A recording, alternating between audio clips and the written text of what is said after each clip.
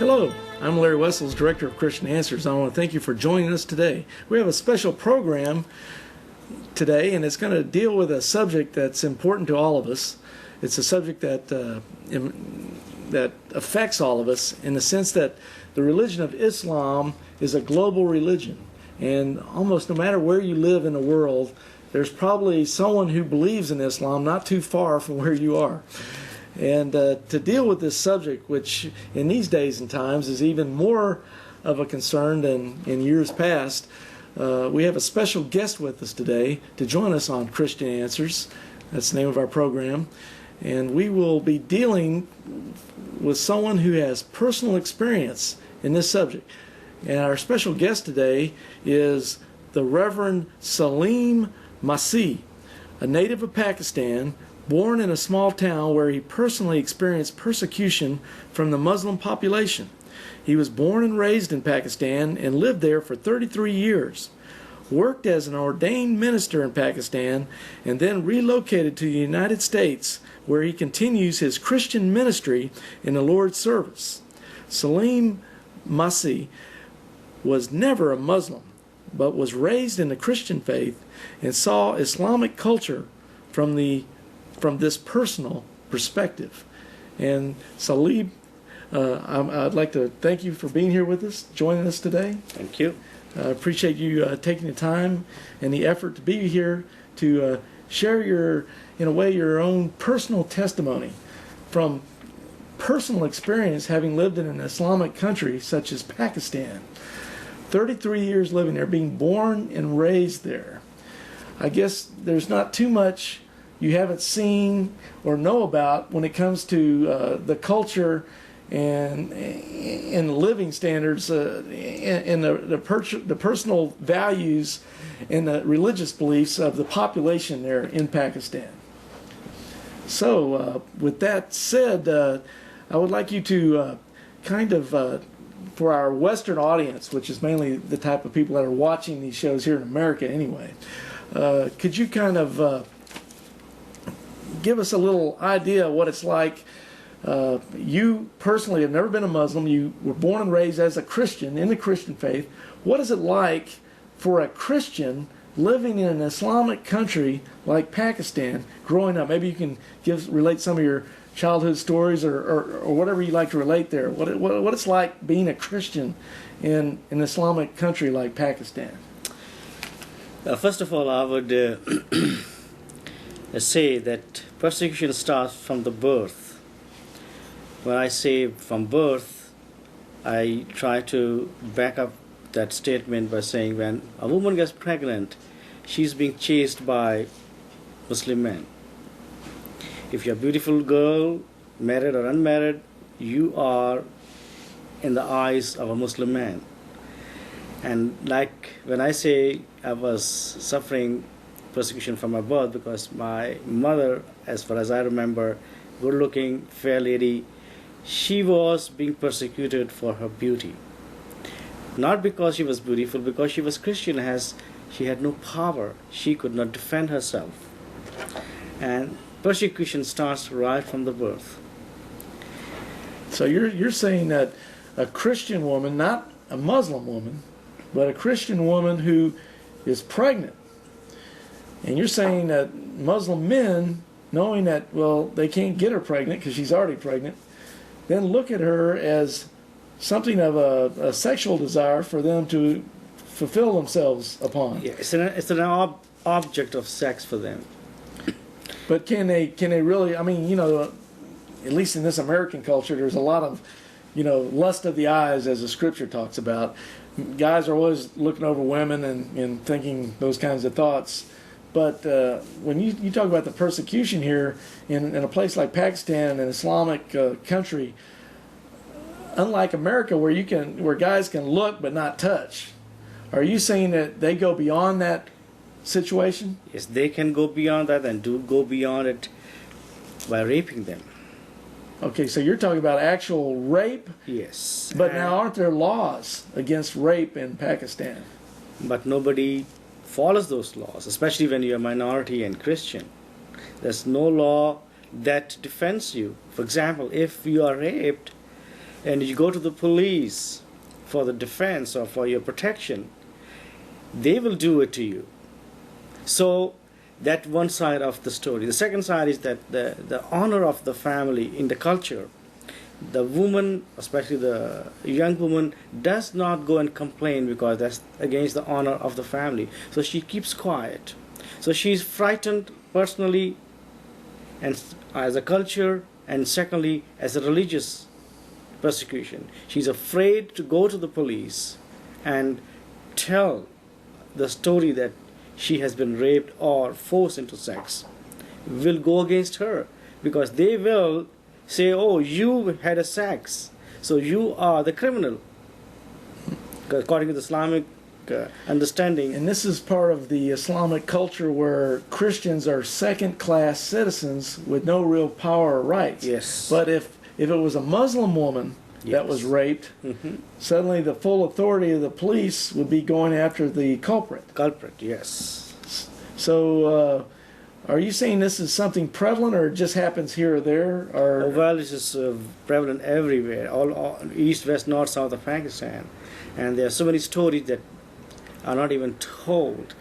I, being a pastor in my country, have so many stories. The mothers of these girls come to me and cry to me what they have gone through it. Okay, because you were a minister in Pakistan, a Christian minister. And so people naturally come to ministers for counseling, advice, a word from the Lord. And help. And so during your years of service there in Pakistan, you had quite a few women come to you and tell you that they had been raped. Yes, definitely. And we could not do anything except to help them to grieve and go through that process and pray about it. And that's all we could do because we are afraid to go to the police. So they're just kind of, really all they can go to is a man with the Word of God and get counseling, because the law enforcement agencies aren't going to help them in this case. And you're saying most of these people were just pregnant women, or does this happen to non-pregnant women? Oh, non-pregnant women as well, young girls. And according to the Islamic Shari'a, if a woman becomes a Muslim,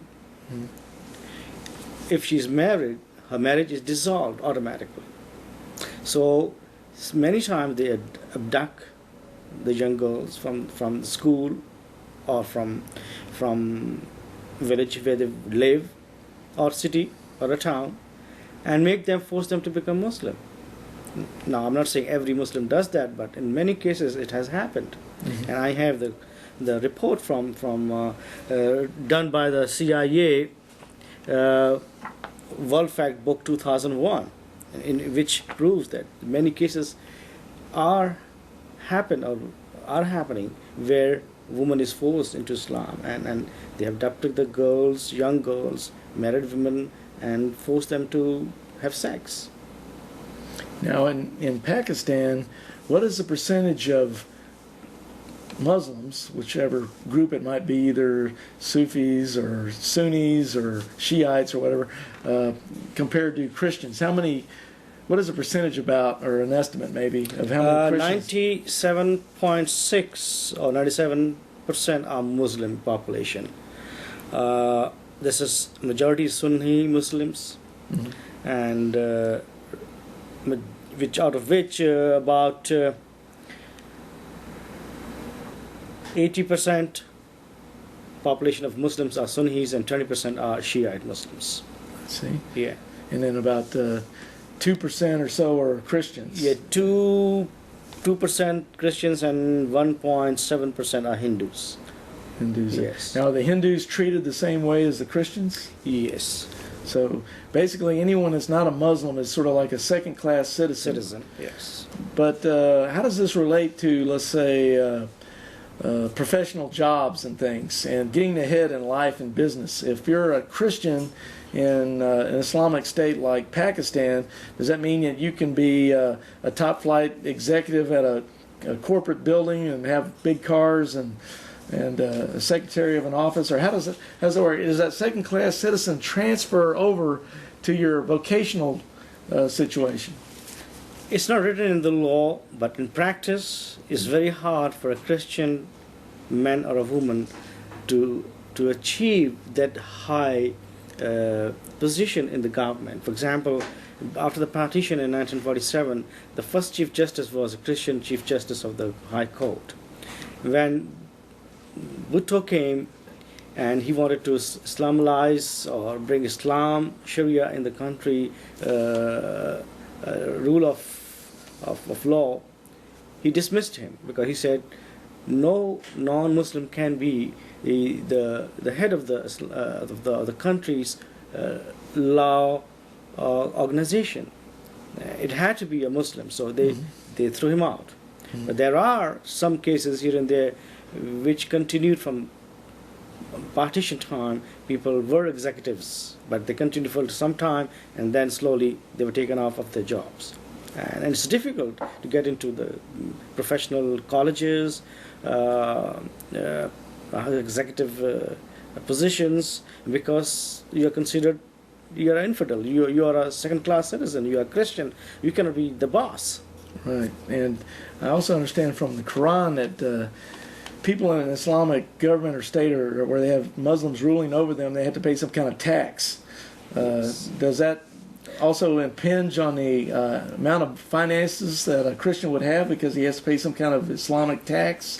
Well, thank God, in Pakistan we don't have to pay extra jizya, the tax that you're talking about, which in Quran was put on to the non-Muslims at that time. But in Pakistan we don't pay that tax. But we pay in other ways.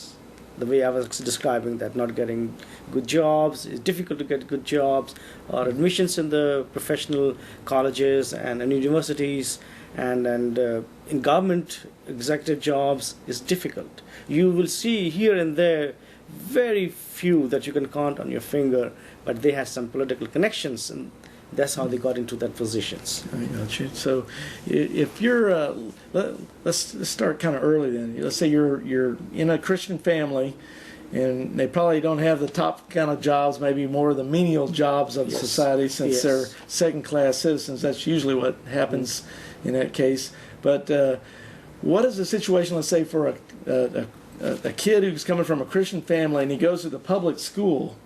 What's it like for a Christian going to, let's say, you're going to elementary school or something? Do you have any experiences to relate there? Is there any persecution there, or is everybody just friendly? Very strongly.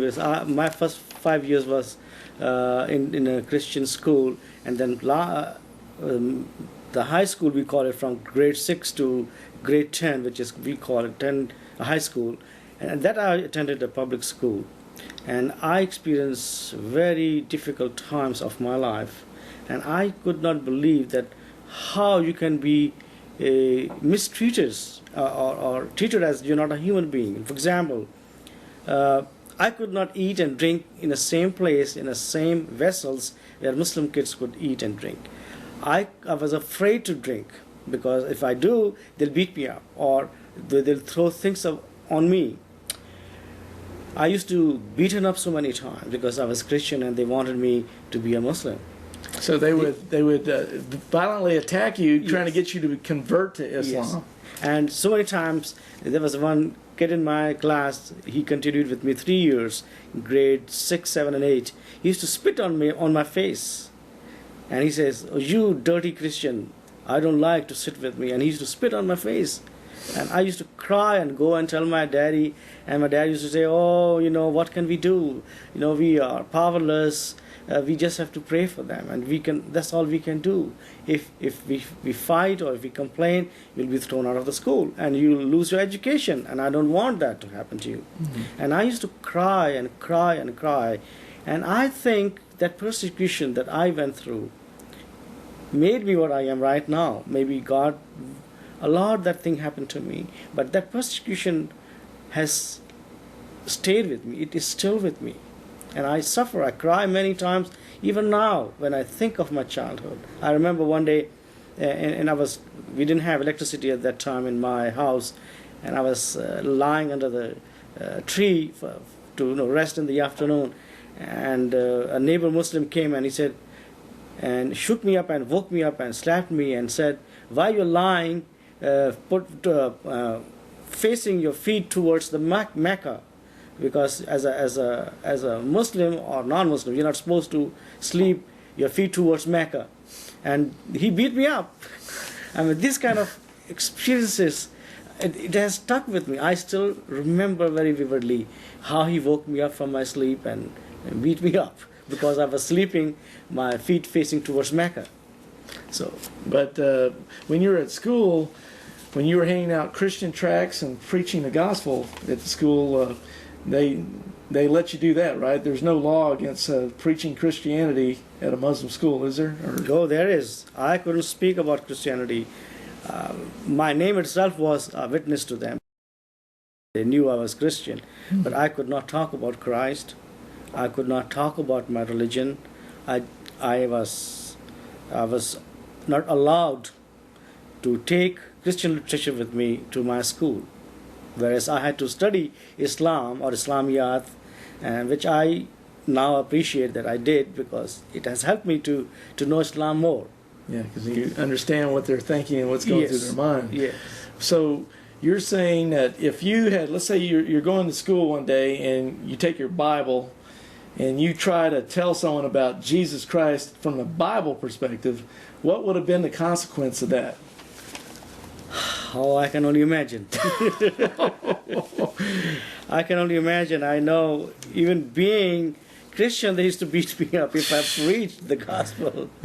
I don't know. I won't live, I think. I won't be living by now. You might have experienced in Acts chapter 7 with Stephen. Yes, it's possible. It was a very dangerous situation. Yes, very dangerous situation. It reminds me of what Jesus said in Matthew chapter 7. He said, "Don't cast the pearls of the gospel before the swine of unbelief, because they might turn and rend you." Yes. Exactly. And I can see that could be a very real possibility. So in Pakistan, is it against the law to preach Christianity on the streets or in the public places? Yes. So you can get thrown in jail. Yes. And then in jail, you might get beaten up there. Well, or worse. Well, a new law that they passed is called Sharia Law 295C. It's called blasphemy law. And I want to read something about it, what it means. They just did it in 80s. They passed this one in 80s. Conversion are not illegal, but proselytizing among Muslims is prohibited. That's how they interpret that law. So proselytizing is prohibited. Yes. You can't do it at all. No. But no. Do they tell you what the consequences are? Yes. They say all Pakistani citizens are subject to a form of Sharia law which was introduced in 1991. These laws are based on Islamic laws and are not supposed to apply to non-Muslims. Despite this fact, these laws have been applied in dispute between Muslims and non-Muslims. And there are so many examples I can read to you that how this law has been applied and how many people have been killed and they're in jail. Do you have one example here? Yes, I have a lot of examples I have here. Yeah, let's hear a couple of them. Okay. If you want to know, it's called a law currently known the book section 295C of the Penal Code applies a death sentence to anyone who defiles the name of the Prophet Muhammad. This law only requires the testimony of 4 Muslims for a conviction.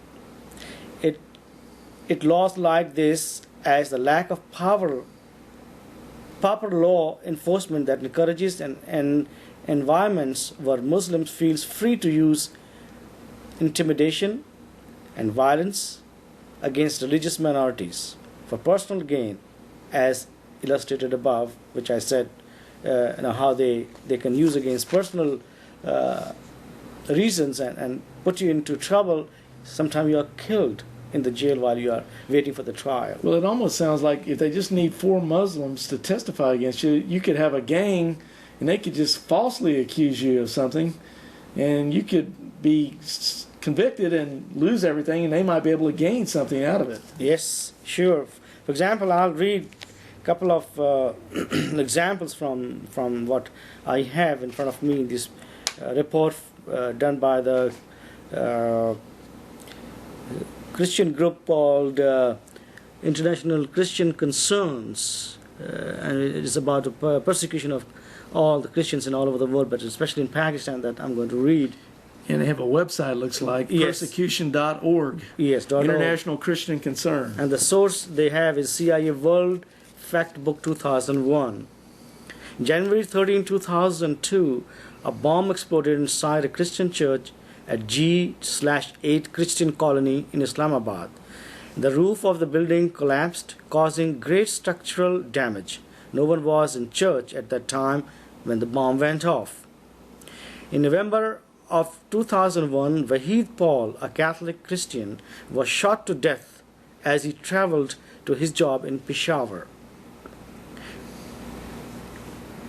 And you And just have a long list. I have a here. You long just list of. read and read and I read. can read and read. It's 9 pages, and I can give it to you in detail by number. Well, I know that that big thing that was really all over the world in the global news when those guys on machine guns, motorcycles with machine guns went into and machine gun people in a Christian Sunday morning service. Yes. Just walked in there and started machine gunning people while they were in the pews. Yes, and I'm going to read that one here. He says, the incident that happened was October 28th, 2001. 5 masked gunmen with bags of guns and bullets, AK-47, rushed into St. Dominic's Church and opened fire on 60 to 100 worshippers, murdering 16 people and screaming graveyard of Christian and Pakistan and Afghanistan. This is just a start. That's what they were saying while they were shooting the innocent children, men and women. And they said, Allahu Akbar, God is great. And they were saying that, trying to pronounce that as if they're doing a good act towards God. You're doing Allahu God a Akbar. favor. Yes, Allahu Akbar, that's what they meant. They're doing God a favor. And 4 children, 4 women, and 8 men were slain in attack, including the pastor by name Emmanuel and Muslim police officer Muhammad Saleem. On the bullet-riddled wall was above the bodies. A biblical epitaph was painted in red. We want peace, order, and harmony. So this is what they're doing in Pakistan. I can read to you how they have persecuted young women and men, how they have beaten them up, stripped them naked, the women, and taken, shaved their heads, because they just accused them for something which they were not, they did not even commit a crime. Now, you were there for 33 years. You're mentioning, and you just got pages and pages and pages of these kinds of examples, some of which we've heard of in the news and some we haven't. But from your personal experience and from your own family ties there, you still have family in Pakistan, right? Yes, do. Yes. Yes. Have you ever experienced personally from your family any violence that may have ended up in the death of somebody based on this Islamic persecution? Yeah, recently one of my family members has been murdered brutally, and his body was mutilated, his neck was cut, and the dagger was put in his heart. There was a big hole in his heart, and belly was cut, and all the intestines were thrown out of his stomach, and his body was thrown in a storage room where my younger brother found after 24 hours of his murder. I mean, this is personal persecution that I have experienced in my own life very recently, and I can imagine the pains of all those who have lost in Bahawalpur and Sialkot and Peshawar and Mardan and all over the Pakistan areas where Muslims persecute poor Christians. Sometimes they're not even at fault. Most of the time they're not at fault. It's just because they want to prove their point that either you become Muslim or you suffer these consequences.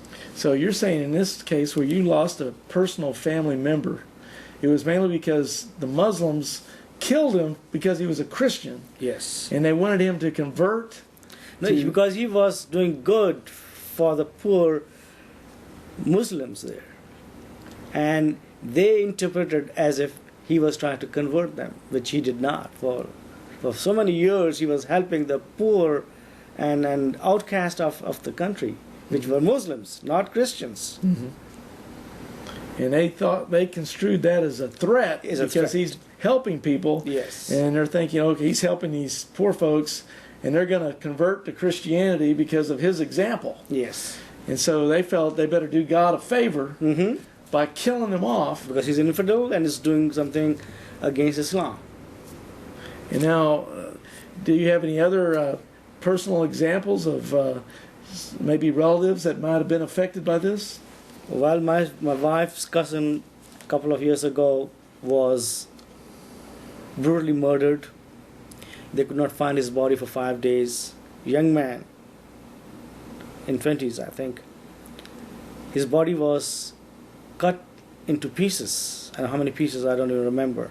And put in a plastic bag and thrown in a garbage dumpster.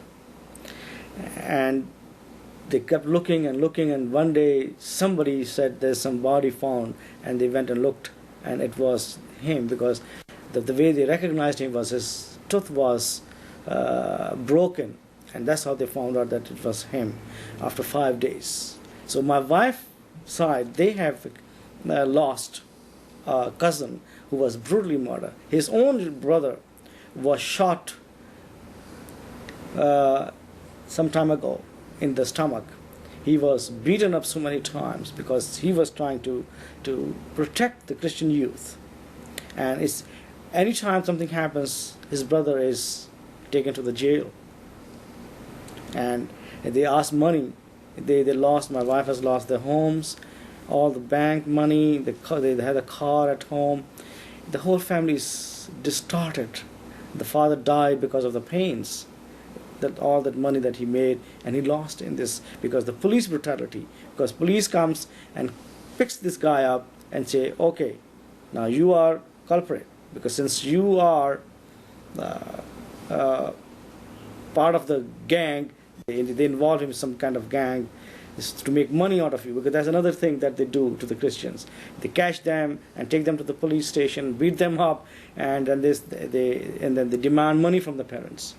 And because they love the children so much, parents have to borrow money or sell whatever they have, give the money to the police so that they can have the child back. Mm-hmm. And my wife has suffered so much, just like me. Man, it's hard to imagine from over here where we're talking right now that this kind of persecution is going on.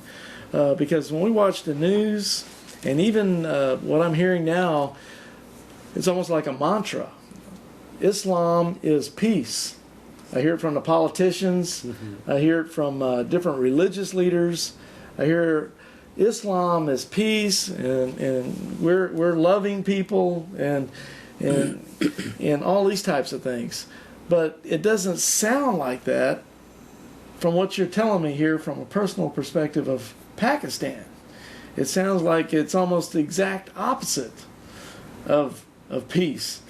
I'm starting to wonder if Islam is peace, it's only peace for someone who's a Muslim.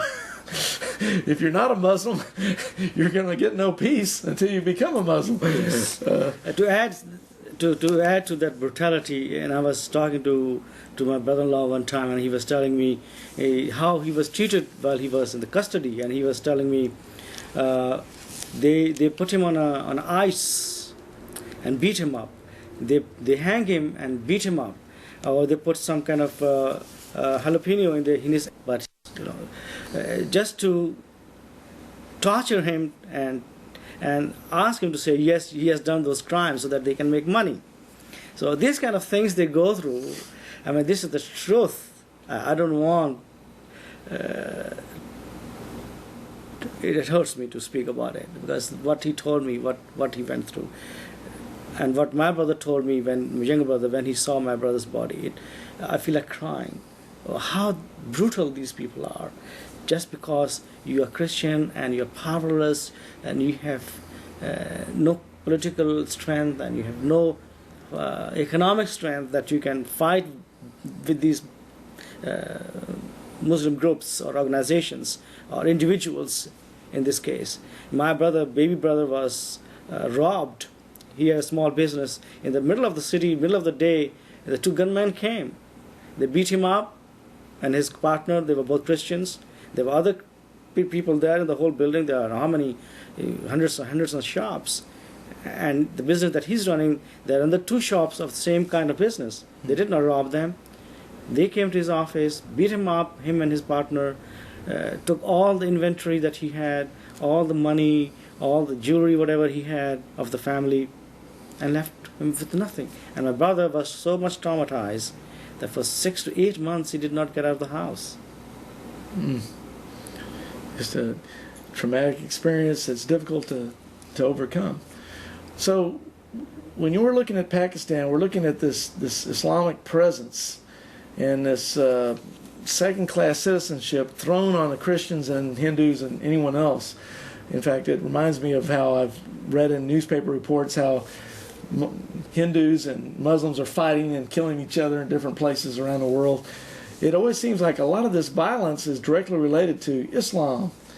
Now, in Pakistan, you already mentioned the percentages of the Sunnis and the Shiites and so forth, but is this kind of a prevalent trait of this violence and persecution of Christians among the different Muslim groups?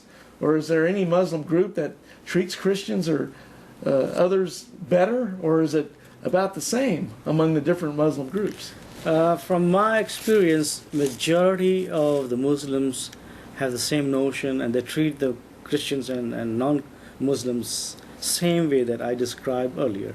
So it's almost a cultural thing. It's a cultural thing. It's just...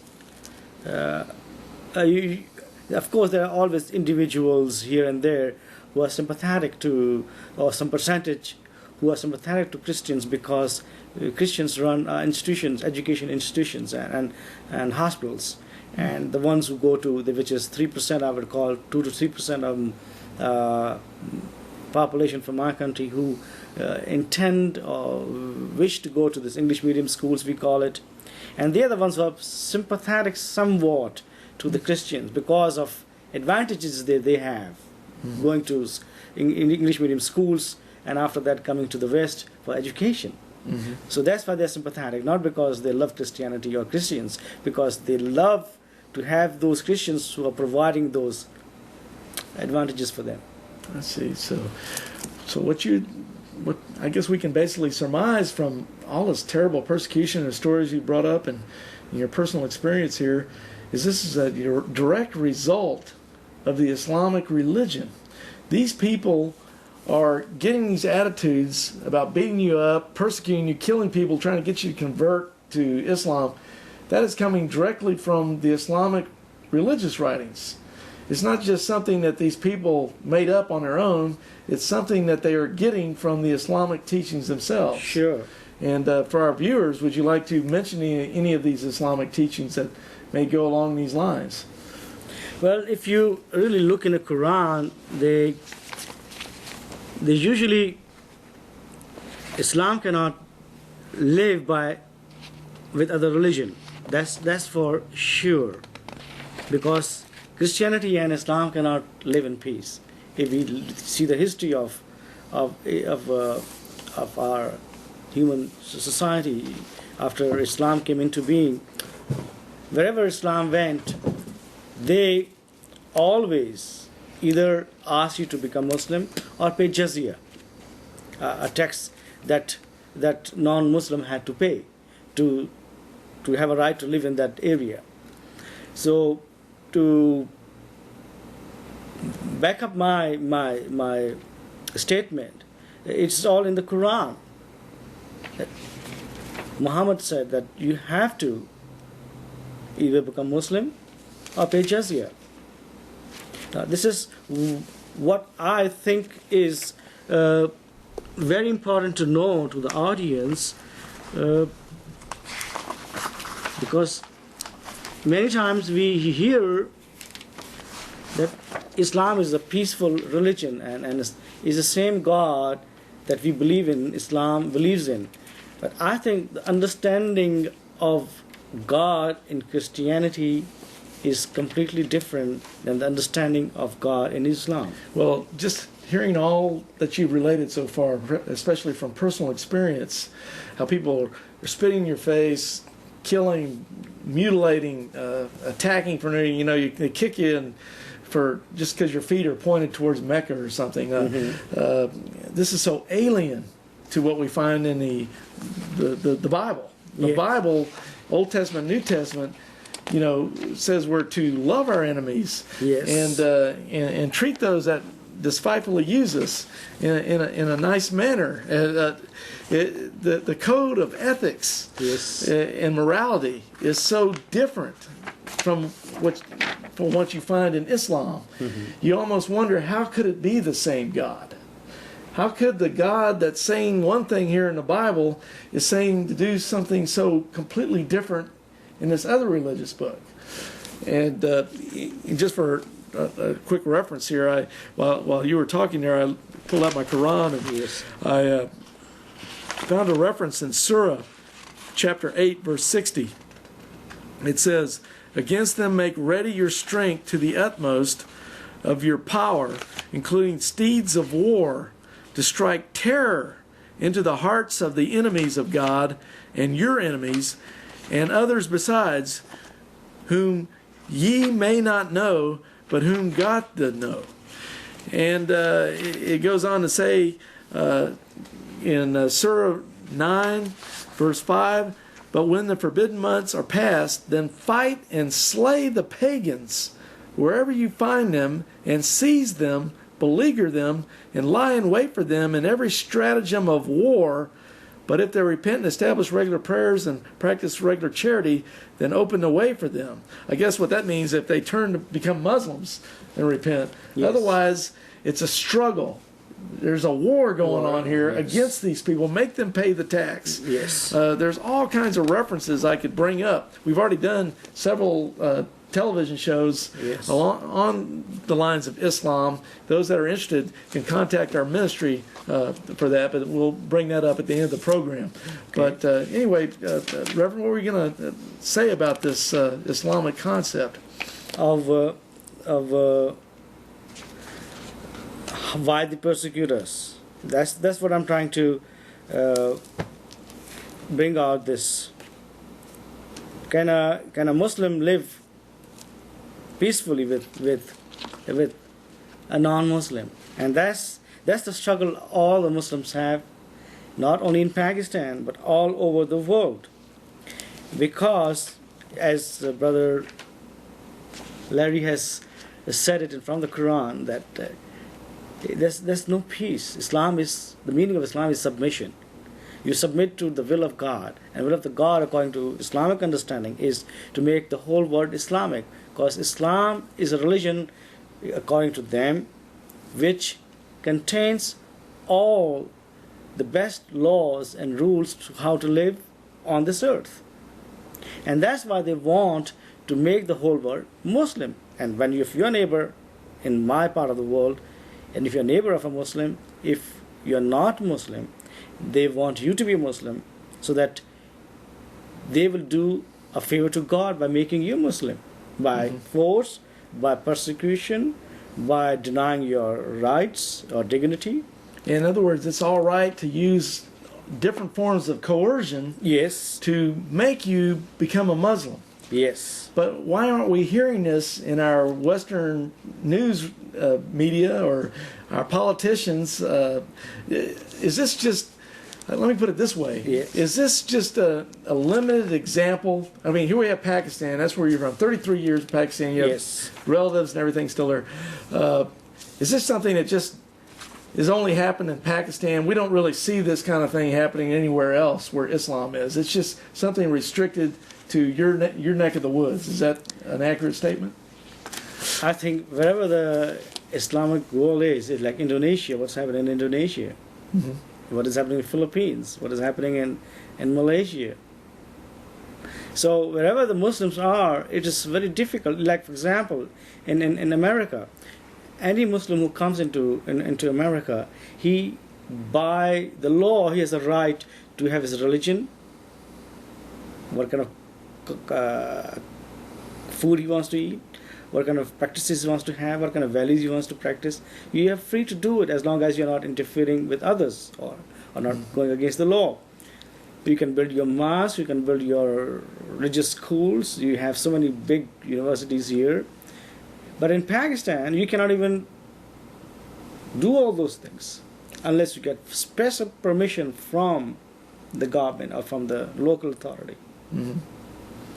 Now, when I look at the passages in the Quran, and I'd like you to comment on this, there's references like this all over the place, but in Surah 9:30, and that's page 448 in my Yusuf Ali translation of the Holy Quran, it says, Jews and Christians are cursed. Now, why would Muhammad say something like that? Or when I talk to Muslims sometimes, they get defensive. And they say, well, that doesn't really mean they're cursed. That's something that maybe back then they might have thought that, but nowadays we don't really go along with that. That doesn't mean that at all. But from your understanding and you even went to Islamic schools that were teaching you Islamic teachings. Yes. How would you interpret Jews and Christians are cursed? The way it is written. Exactly the way it is written and said. Because that's what I was told all the time in my high school years, that I'm cursed. I'm kafir. Kafir is infidel. The kafir means is infidel. And the connotation of kafir is you are a dirty person. You are unclean person unless you become Muslim. And that's exactly what it means, cursed. Kafir means you're a cursed person. So when you're cursed, that means you can be treated like dirt. Dirt, yeah, because you are dirt. And so whenever a country gets taken over by Muslim authorities or whatever that are believing what this book says, then things can start to get very uncomfortable for non-Muslim minorities. And we don't really hear that much these days. I'm going to read some from the Quran. I have excerpts from the Quran. Surah 8 and verse 16 says, strike terror into the hearts of the enemies of Allah, and your enemy means Prophet Muhammad's enemy. Yeah, that's what I just read a while ago. Yeah, and then I'm going to continue in Surah 9, verse 14 says, fight, which means kill them, which means non-Muslims. And Allah will punish, torment them by your hands. Cover them with shame. Now this is the struggle that every Muslim goes through when he has to live with a non-Muslim neighbor, that how to live in peace. Mm-hmm. And Surah 8 verse 12 and 17 says, I will instill terror into the hearts of unbelievers, smite ye above their necks, and smite all the fingertips of them. It is not ye who slew them, it was Allah who did it. So that's the struggle Muslim has to go through. Yeah, if he wants to be a faithful Muslim and Yes. follow what he sees in his Quran, then he may like you personally, but he's being told by his holy book to do these things you just described. Yes. And that almost fosters this kind of persecution you've been describing all through the show. Yes. There's another surah, Surah 9:29, page 447, and this Yusuf Ali translation says, fight the Christians and the Jews. Yes. And you get more references like that in Surah 47:4, and that's a reference there to the unbelievers and the kafir, as you were just mentioning. Yes. You fight them, you slay them, you battle them, you strike terror in their hearts, you put them to shame, Yes. and all these And things. put a heavy burden of tax, jizya, in Prophet Muhammad's time. Because of that submission, they want you in submission Yes. underneath them. Yes. I guess the human Bill of Rights here in America wouldn't really apply in a Muslim fundamentalist state, where every man has equal rights in the sight of God. It doesn't really work out that way. Well, sometime it can be on the paper, but practice could be different, which is which is happening in Pakistan. I see. Yes, they might have in the paper, but in practice, is nil. Right. And that's why, like when now in Pakistan, we have separate electorates. That means I, as a Christian, cannot elect a Muslim leader. I have to elect only a Christian leader.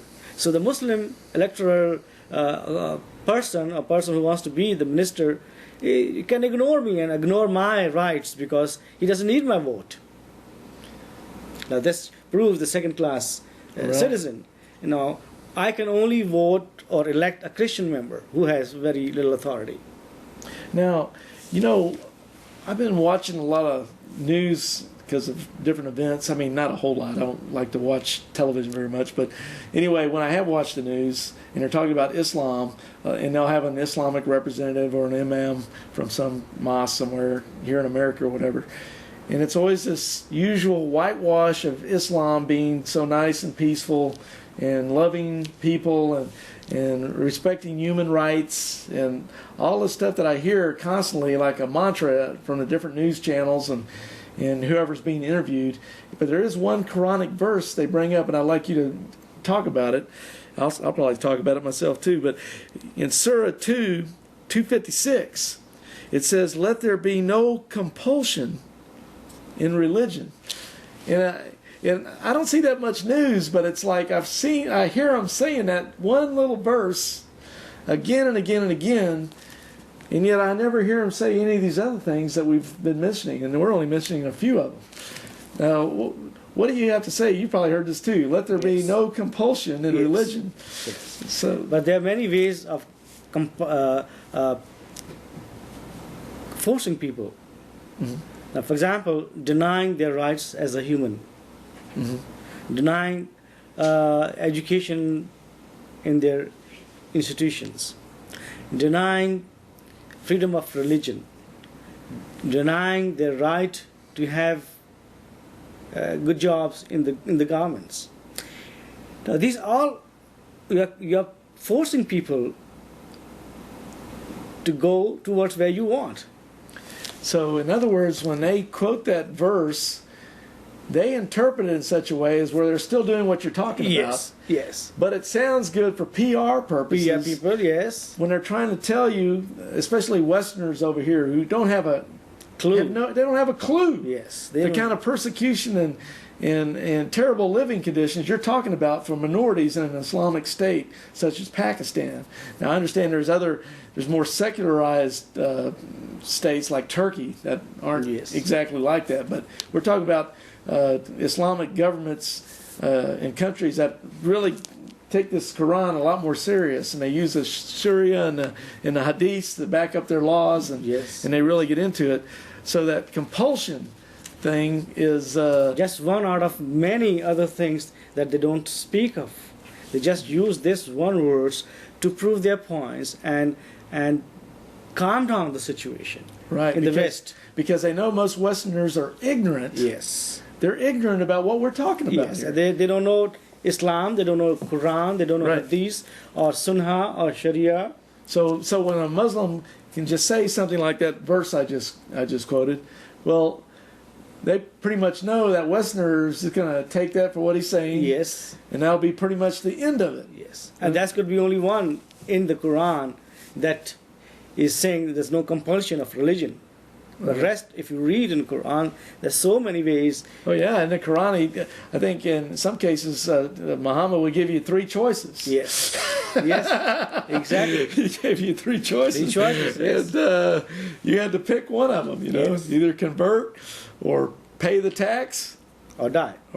Yes, and that's some choice. And that's no choice. Like in Hadith, I would like to read from Al-Bukhari, volume 1 and number 25. It says, it goes like this: Muhammad once was asked, what is the best deed for the Muslim next to believing in Allah and his apostle? And his answer was to participate in jihad in Allah's cause. Now you can interpret in many ways this thing. Mm-hmm. Mm-hmm. What is jihad and how can you participate? Many times I heard that people say, oh, most of the Muslims are moderate Muslims. They don't believe these extremist ideas and they don't share this. But I say, okay, if you don't share it, why don't you say or write against it? Because there are many ways of participating. One way of doing is to do yourself in jihad, participate. One way is to, second way is to give something in the cause of jihad. And the third way for me is to keep quiet and say and do nothing about it when people are being persecuted in the name of jihad. So you are still participating in it. Right. And by just being quiet, Just being quiet. letting Letting it go. Right. And which they don't speak about. And they say, oh, we are the moderates. If you're moderate, why don't you speak about it? Why don't you condemn those things and help those who are being persecuted in the name of Islam? So that means you are being equally participating in it for not doing anything against it. And that, like you just mentioned, the definition of jihad can mean a lot of different things to different people and Muslims, but this is almost where you can almost see a connection with this terrorist situation we're dealing with around the world. Exactly. Because those guys are taking jihad to, I think, at least from my reading of the Qur'an and the Hadiths, to its logical conclusion. In fact, I almost would think, because Muhammad himself led a bunch of invasions, fought in a bunch of battles, captured a lot of people, took slaves, and talks all about war and how to spread the religion with a sword. If Muhammad was alive today, I almost think when they got a clandestine video of, let's say, someone like Osama bin Laden, that Muhammad would be sitting right there with him. And he'd be plotting with him on what they could do next to spread Islam. Well, That's my opinion. Yes, but yes. It seems logical based on what I'm reading. You know, I mean, you look at different things where in Surah 5:33, Muhammad says that execution, crucifixion, cutting off of hands and feet for those who wage war against Allah. You see, so here, and when you read the Hadiths, and in one of our previous shows on Islam, you know, Muhammad said that, you know, he had guys' eyes burned out, he had their hands chopped off, you know, he had them die of thirst. He did all kinds of things, and this is what's admitted in the al-Bukhari Hadiths straight up.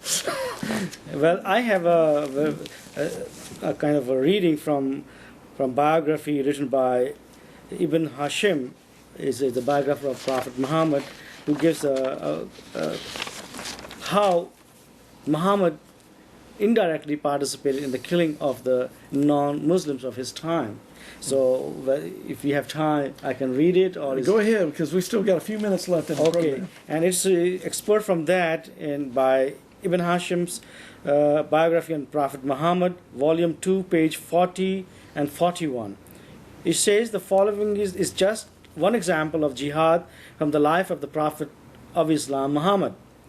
After the War of the Trench, in which Muhammad was besieged by the Qurayshites, led by Abu Sufyan, it was alleged that the Jewish tribe Bani Qurayza agreed to provide help from within to Abu Sufyan's forces. Although the alleged help did not materialize and the siege eventually ended, nevertheless Muhammad never forgave them for their willingness to help his enemies. Muslims turned against Bani Qurayza and blocked their streets for 25 days. The Jewish tribe expressed readiness to accept surrender, to give up their belongings, and to depart from their homes. Muhammad, however, would not consent to this, and instead appointing as an arbiter Sa'd ibn Mu'az, a man who was known to be on bad terms with Bani Qurayza. Sa'd ruled that all Bani Qurayza's men should be beheaded, that the women and children should be sold as slaves, and that all their property should be divided among the Muslims. Trenches were dug in the bazaar of Medina for disposal of the 900 Jewish bodies whom Muhammad had spent the previous night slaughtering.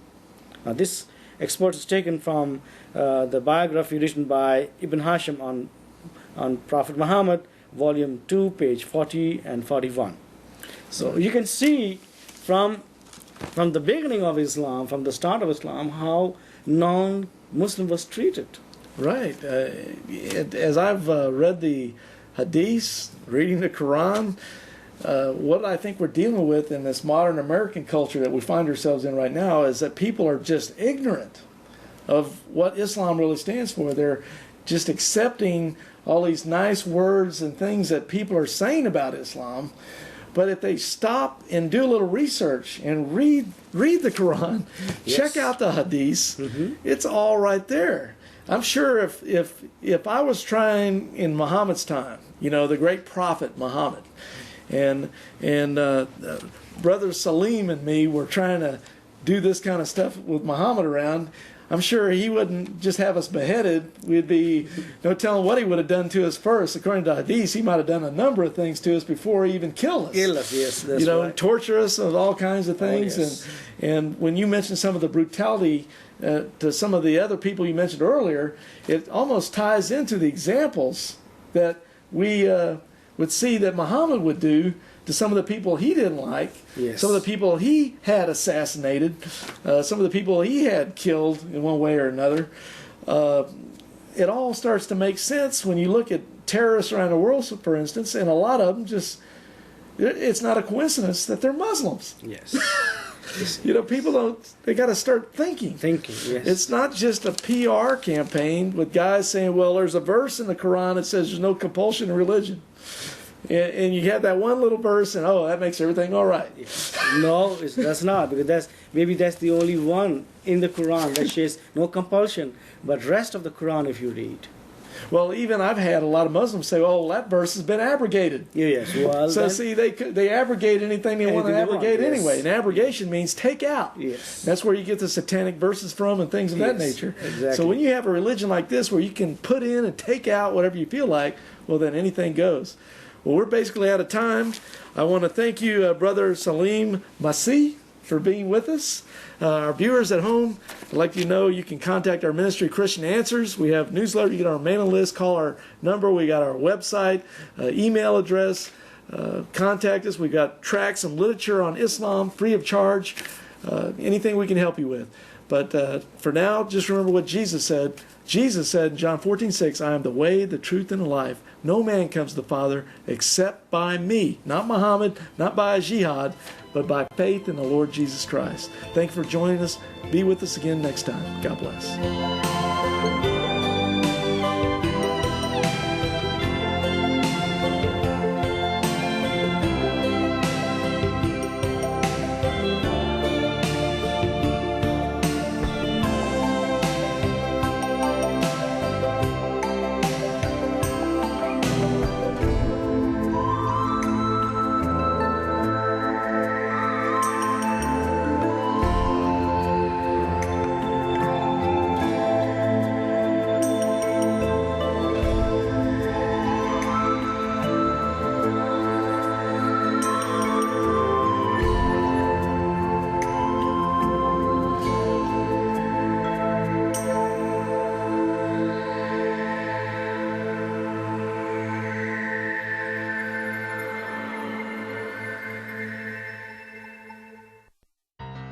If you would like a free newsletter on this or other subjects, just give us a call at Christian Answers. The phone number is area code 512-218-8022. That's 512-218-8022. Or you could email us at cdebater@aol.com.